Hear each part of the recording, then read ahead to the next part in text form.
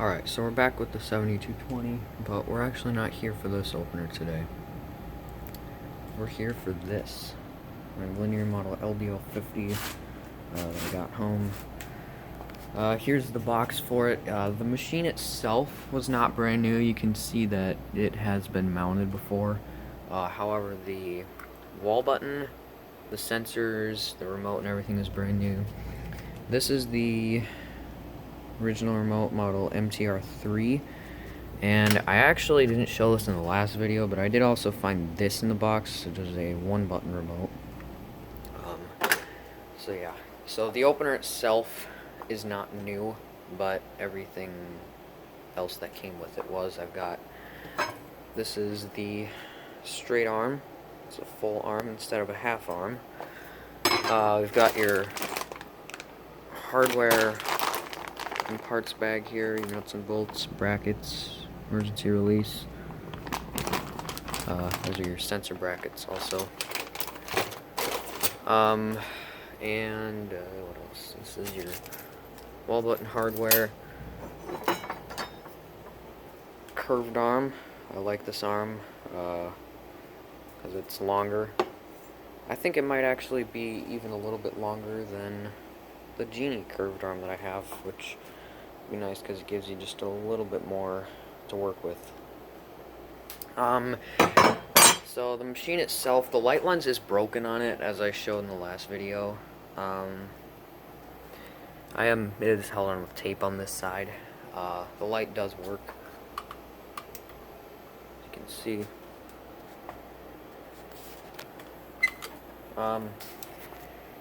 Holes here, I'm not sure. I'm going to see if the 4-piece T-rail works on this. So I'm going to grab the correct section. Nope, the holes are backwards. Nice. So this opener, instead of having all my other openers that I have sprockets. You can see the 7220 has a sprocket on top. So you can see a little better.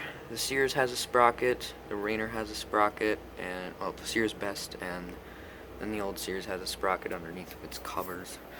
But this one has just a D shaft. This is actually interchangeable between chain and belt drive, which I kind of like that because it's just more options. Right here, this is your learn button. This is a 318 rolling code opener. That's your force. One of the reasons I love this opener is that it still has mechanical limits. The insides of this are actually very, very similar to what you would find on like a 3255. On the back of the machine here, still has screw terminals, half horsepower model LDO50. Actually gives you kind of the diagnostics here for how everything works. Yeah. So that's the linear. Here's the wall button. This does have a lock. Slide that down. The remotes will not work if the light on the opener will just flash.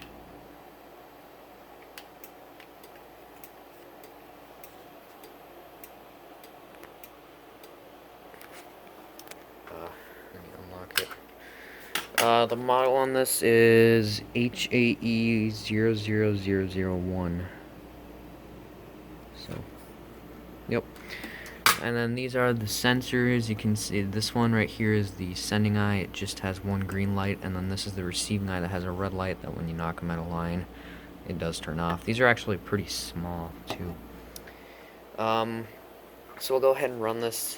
It is missing a case screw. It's not horribly loud. It's a little buzzy, but it's not horribly loud. It used to be louder because this screw over here was actually loose, and the lens does add on to the noise some, but let's go ahead and give this a run. So here we go.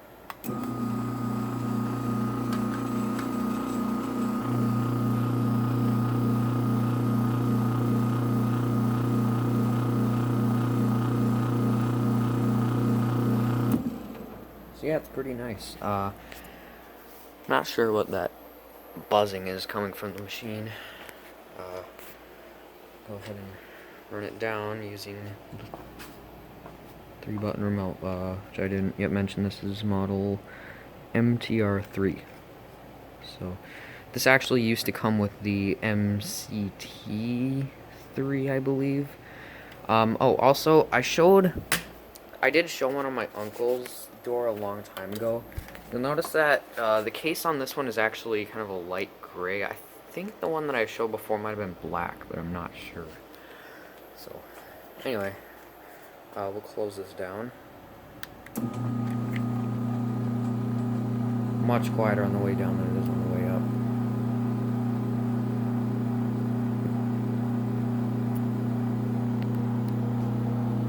Sorry that the lighting sucks too. One of the things that I actually like about linears is that you can actually delete individual remotes instead of having to clear out the whole thing. So this is the 1-button model MTR1, which again, I actually just found this one in the box. I'm not sure if it's like the original remote to this particular opener or something, but anyway, with you can clear out individual remotes. So you push learn and the light kind of flashes, you hit the remote.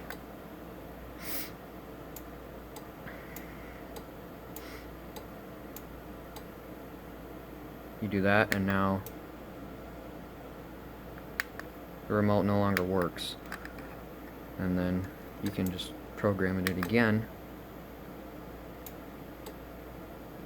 and then it will work. So that is one thing that I really like. It's definitely something that I think LiftMaster and Genie should add on to their openers.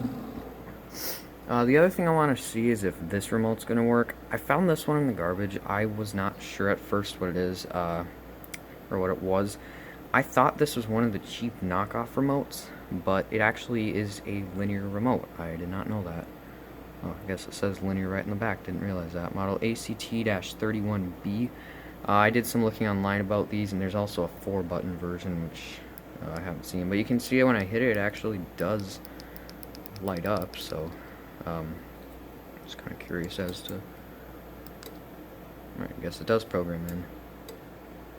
So, one more closing with this remote, and that's it. Actually, I have one more thing to show.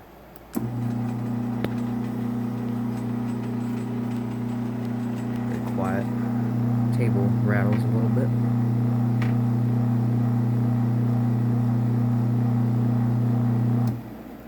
So yeah, that's the linear. So also, I have gotten a little bit more stuff for the door I'm going to build. First of all, I now have a lot of the screws and stuff I'm going to need, but I had to get a handle, a slide lock here. What else? Oh, a pair of Resi flag brackets, a step plate, a header bracket for mounting openers. This rope, I'm going back to the garage with the Whisper Drive and the 8365, and I'm just going to put this on the Whisper Drive. But did find out about the sections I'm going to be getting, but I'm not 100% sure yet. But hoping I can get that project done and over soon. Otherwise, I think that's about it I have to show for today. So, thanks for watching. There you go.